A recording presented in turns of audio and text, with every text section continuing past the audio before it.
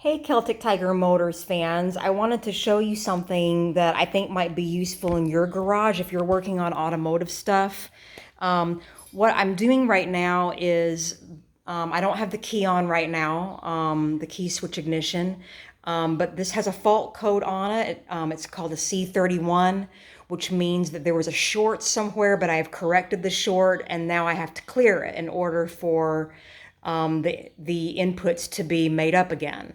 That's an electrical thing that has to do with this display, which is connected to the controller.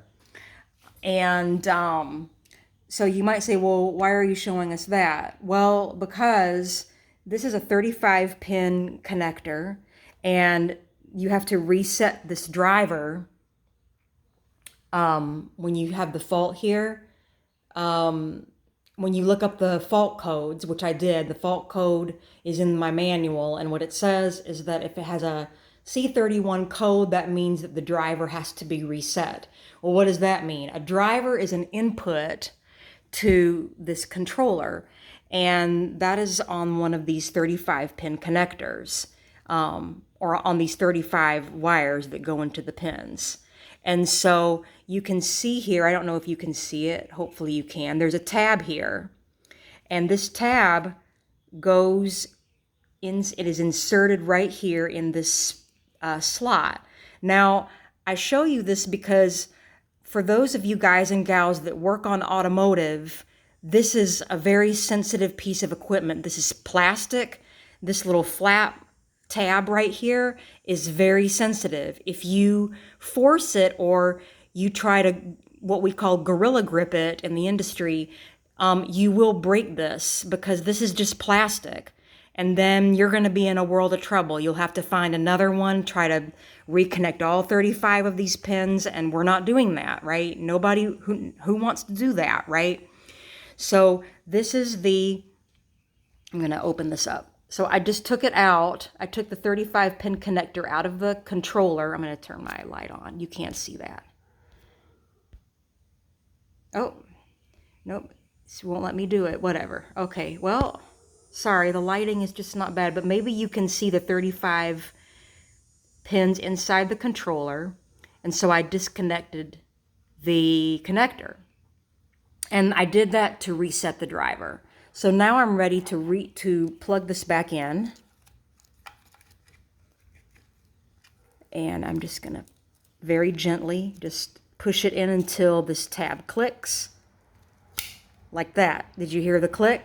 Now, you might say, well, how did you remove that? These are not easy to remove. And I'm going to show you how to do it.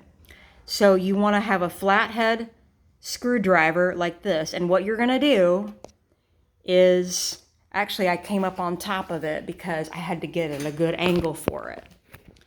So what we're going to do, let's see if this will show it. I don't know if it's going to focus on it or not. You have to come through here because you have to push on it. Where is it? There it is.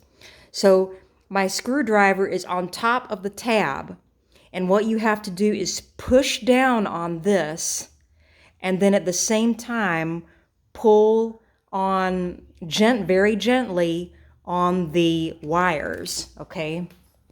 So again, you have to push down on this tab, and then at the same time with your hand pull on these. Just try to get a really good grip. Don't grab it here. Don't grab it on this plastic piece because it'll rip out, okay?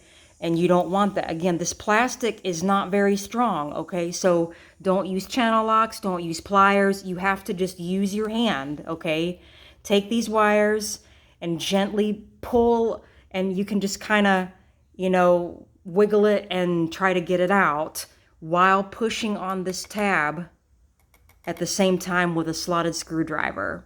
And if you do that, you will not break your 35 pin or however many pin connectors you have in your automotive application. So now that we've done that, in my next video, I'll show you hopefully a cleared fault. And thanks so much for watching. Have a great day.